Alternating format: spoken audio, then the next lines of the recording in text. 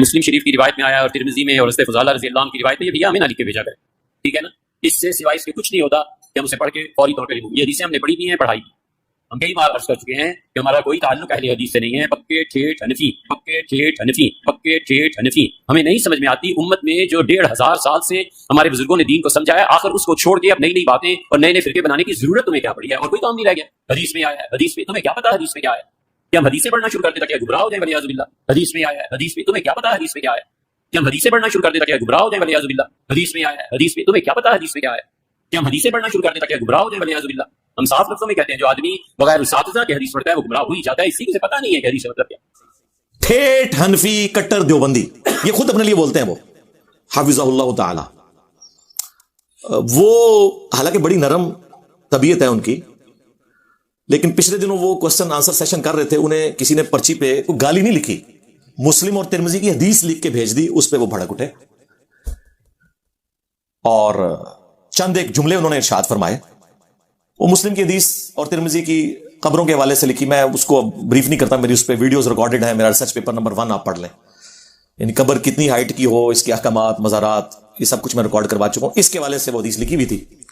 وہ انہوں نے حدیث پڑھی اور ساتھ ہی وہ غصہ کھا گئے اور انہوں نے چند ایک بڑے خطرے ناک جملے بولے. یعنی خطرناک نہیں، خطرے ناک. انہوں نے کہا کہ ہمیں یہ حدیثیں نہ بھیجا کریں آپ، ہم بس یہ پڑھ کے نا آگے شاید انہوں نے کہنا تھا ڈسٹ بن پہ پھینک دیتے ہیں، لیکن وہ تھوڑا سا رک گئے. انہوں نے کہا ریموو کر دیتے ہیں. انگریزی کا لفظ انہوں نے استعمال کیا. کتنی حقارت سے انہوں نے حدیث کا ذکر کیا. وہ مسلم اور ترمذی کی حدیث تھی. پھر کہنے لگے آپ کو بڑی دفعہ بتایا کہ ہم اہل حدیث وہابی نہیں ہیں، ہم کٹر ٹھیٹ حنفی ہیں. یعنی بڑا وہ فخریہ بتا رہا ہے جس نے کوئی دین ابراہیمی کے اوپر ہے. ٹھیک ہے نا. کٹر تو اڑے پاج گئے نے انجینئر صاحب نے پان دیتے ہیں اللہ دے فضل نال، جنہوں نے پجے نہیں وہ کھنڈے ہو گئے نے اللہ دے فضل نال. اور پھر کہتے ہیں جی 1500 سال سے بزرگوں کا دین چھوڑ کے ہم اب نئے فرقے بنانا شروع کر دیں. حدیث کیا لگائی رکھتے ہو؟ یہ ان کے جملے. ہم حدیثیں پڑھیں اور گمراہ ہو جائیں. ہاں یہ کہہ رہے ہیں وہ. اچھا یہ ان کا ایٹیچیوڈ کیا اپنے بابوں کے فتووں کے بارے میں کبھی ہوگا؟ کبھی یہ مفتی کہے گا کہ میں بہشتی زیور کے مجھے والے نہ بھیجا کرو، میں بہشتی زیور پڑھوں اور گمراہ ہو جاؤں؟ میں فتاوی عالمگیریہ پڑھوں اور گمراہ ہو جاؤں؟ یہ کیا ہر وقت تم نے فتاوی شامی، رد المختار، در مختار لگائی ہوتی ہے، یہ مجھے نہ بھیجا کرو؟ کبھی یہ بات کریں گے؟ تو اس سے آپ اندازہ لگائیں کہ یہ اپنے بزرگوں کو جو رسپیکٹ دیے ہوئے ہیں نا، وہ پیغمبروں سے بڑھ کے دیے ہوئے ہیں. کہتے نہیں ہیں، ظاہر ہے کہیں گے تو پھر 295C لگ جائے گی. ہاں لیکن انڈکلیئرڈ گستاخ ہیں یہ. آپ کو تو سناتے ہیں نا آیت لا ترفعوا اصواتکم فوق صوت النبی، ہاں، اور اس کو کسی اور انداز میں بیان کرتے رہتے ہیں. یہ ذرا اس کا شان نزول پڑھیں آپ. صحیح بخاری کے اندر حضرت ابوبکر عمر رضی اللہ تعالیٰ عنہما رسول اللہ کی مجلس میں بیٹھے ہوئے تھے. ایک قبیلہ مسلمان ہو کر آیا. نبی اسلام کی مبارک عادت تھی کہ جب کوئی قبیلہ اسلام قبول کرتا تھا اور واپس جاتا تھا نا، تو آپ صلی اللہ علیہ وآلہ وسلم ایک فوکل پرسن مقرر کر دیتے تھے امیر کے طور پر، تاکہ بعد میں کمیونیکیشن ہوتی رہے. تو نبی صلی اللہ علیہ وآلہ وسلم نے مشورہ مانگا تو حضرت ابوبکر عمر نے 2 مختلف بندوں کے اوپر مشورہ دیا اور آپس میں گفتگو کرتے ہوئے، نبی اسلام کے ساتھ نہیں، آپس میں گفتگو کرتے ہوئے ان کی آوازیں بلند ہو گئی. اور بخاری کے الفاظ ہیں، عبداللہ ابن ابی ملیکہ تابعی کہتے ہیں قریب تھا اس مخلوق کے 2 بہترین لوگ برباد ہو جاتے جب انہوں نے انجانے میں رسول اللہ کے حضور اپنی آوازوں کو بلند کر دیا، اور وہ 2 لوگ ابو بکر و عمر تھے رضی اللہ عنہما علیہم السلام. تو اڑے بابے تشاہی کوئی نہیں. اگر سیدنا ابو بکر عمر کا یہ سٹیٹس ہے تو بابے تشاہی کوئی نہیں.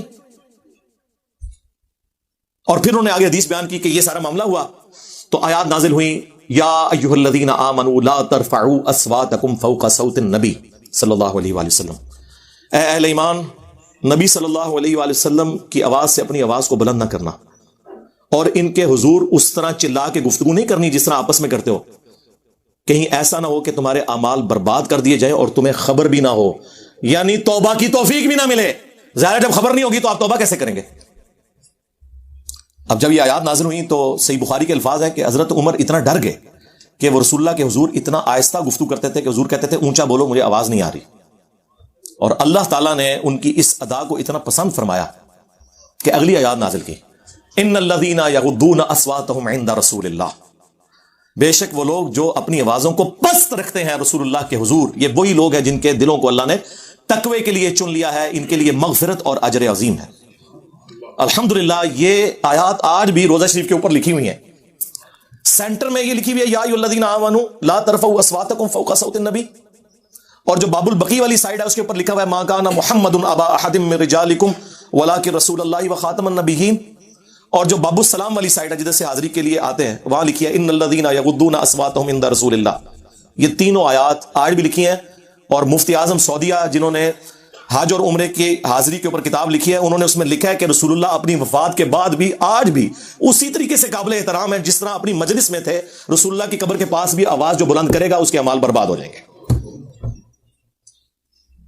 अच्छा, इससे आपको इस्मत मुस्तफा तो बताते हैं, ये नहीं बताते कि जो शख्स रसूलुल्लाह के हुजूर आवाज बुलंद करे वो तो गुस्ताख रसूल, और जो हुजूर की बात का मजाक उड़ाए वो उस तो बड़ा गुस्ताख।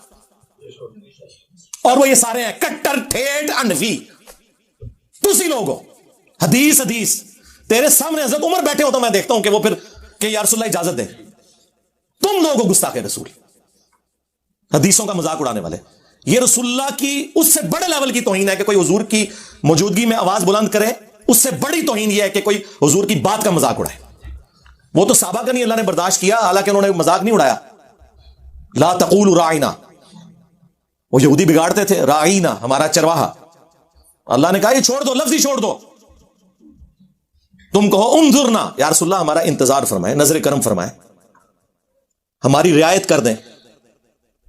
यानी साहबा किराम ने कभी गुस्ताखी की नीयत से नहीं किया, चूंकि काफिर मजाक उड़ाते थे।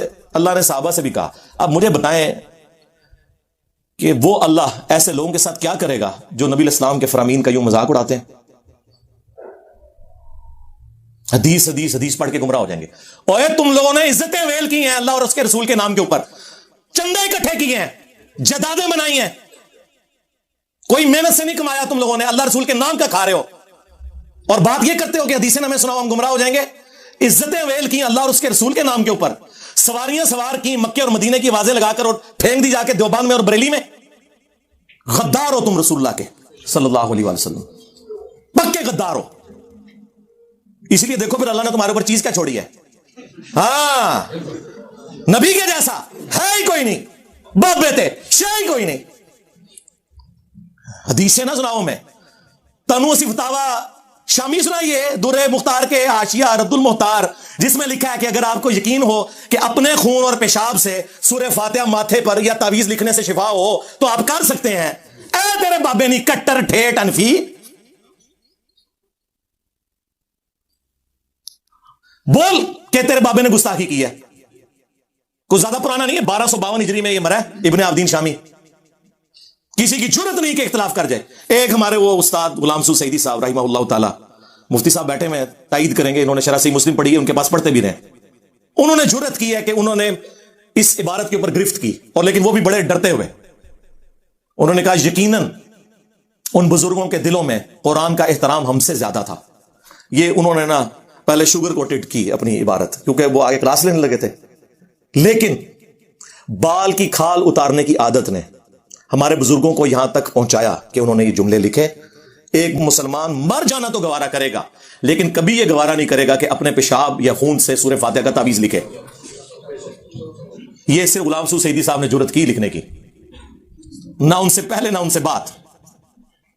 कभी कोई बहाना करेंगे, हाँ ये इनको लिख के भेजे ना, हाँ इसको पढ़ के कोई गुमराह नहीं होता। हदीस को पढ़ के गुमराह होते हैं, इसलिए कि हदीस इनके खिलाफ, कुरान इनके खिलाफ, क्योंकि ये तो हुए कट्टर ठेठ हनफी। इज्जतें वेल कर रहे हैं अल्लाह और उसके रसूल के नाम के ऊपर, चंदे खा रहे हैं अल्लाह और उसके रसूल के नाम के ऊपर अज़्ज़ा व जल्ला व सल्लल्लाहु अलैहि वसल्लम, और तौहीन उन्हीं की कर रहे हैं। तो फिर हमारी जिम्मेदारी बनती है कि हम इनके जो ये मेकअप नुमा चेहरे हैं ना, अजीबो गरीब किस्म की गोने पहन के और बड़ा अपना रोब डालते हैं, गर्म तौलिए इनके मुंह के ऊपर फेरें ताकि इनके असली चेहरे आप लोगों को पता चले कि ये दुश्मन है अल्लाह और उसके रसूल के अज़्ज़ा व जल्ला व सल्लल्लाहु अलैहि वसल्लम। हम नहीं कहते कि बदनीयती की वजह से होंगे, अनजाने में। ज़ाहिर वो तो उन्होंने खुद ही बोल के कहा कि हम 1500 साल से अपने बुजुर्गों और केड़ा 1500 साल तो तुम्हारे बुजुर्गों का दीन है, ना आपके अकीदे कुरान से साबित, ना आपके बुखारी मुस्लिम से साबित। केड़ा 1500 साल, 1100 साल क्या करो, और नाल हदीस सुनाया करो बुखारी मुस्लिम की कि सबसे बेहतर जमाना मेरा, फिर सहाबा का, फिर ताबईन का, फिर तबा ताबईन का। ये मैं यानी वो उसको एक बिल मफहूम बयान कर रहा हूं। उसके बाद झूठे लोग पैदा होंगे, अमानत में खयानत करेंगे और मोटापे को पसंद करेंगे। और तुसी बाल वाले हो जी, पुराने बुजुर्गों को नहीं मानते, पुरानों के तो आप मुनकिर हो, तुम लोग दरमियानों को मानते हो। पुराने वैसे थे जैसा कि हम हैं। कौन से अकीदे तुम्हारे कुरान और सुन्नत से साबित है? मैं कट्टर ठेठ हनफी, केड़ा हनफी? कट्टर हनफी देवबंदी 1866 में देवबंद मदरसा बना है। 1500 साल नहीं सरकार, 150 साल पहले तुम आए हो दुनिया च। इससे पहले दुनिया का कोई मुसलमान अपने आप को देवबंदी नहीं कहता था।